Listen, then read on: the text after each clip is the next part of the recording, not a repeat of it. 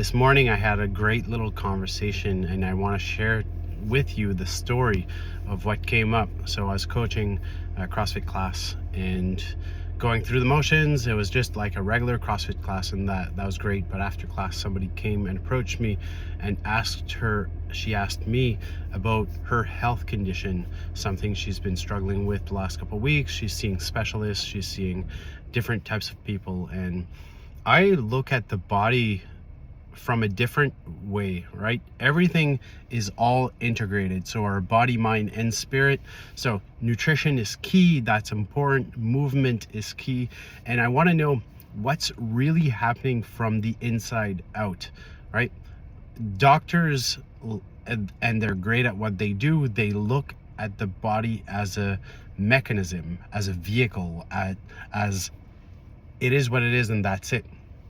I look at it as, yes, there is this vehicle, but there's also neurology, there's also electricity in our body that fires and wires together, right? And that creates different synapses. So if you've had a memory when you were young and that memory was horrible, right?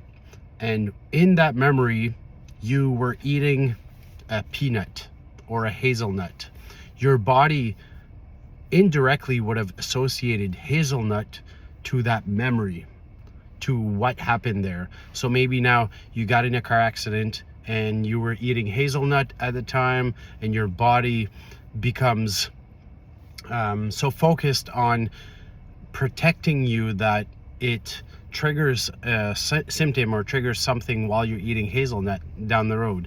So this is the principle of allergens, right?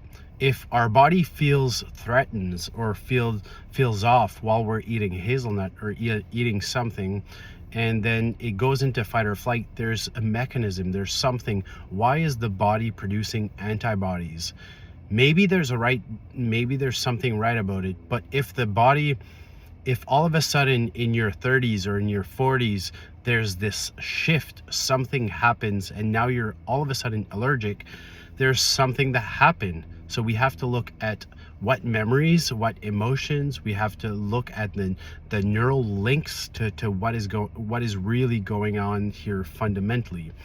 The body is so smart. And as Bessel van der Kolk mentioned, right, the body keeps the score. The body is our innate ability, our body, our mind is so friggin' more, it's not as simple as a vehicle, a mechanism, what doctors often prescribe a drug for, right? It's a lot more complex than that. So I love to look at dis-ease in the body or illness, right, as something that the body is producing. How can we regulate this? With nutrition, food, exercise can do wonders too. But what's really happening here is our thoughts. What thoughts are we recurring? Are we playing back? Are we stuck with? And what emotions are stuck with those thoughts? And what is happening inside the body when those things are happening? Right? This is something that I'm passionate about because I believe in.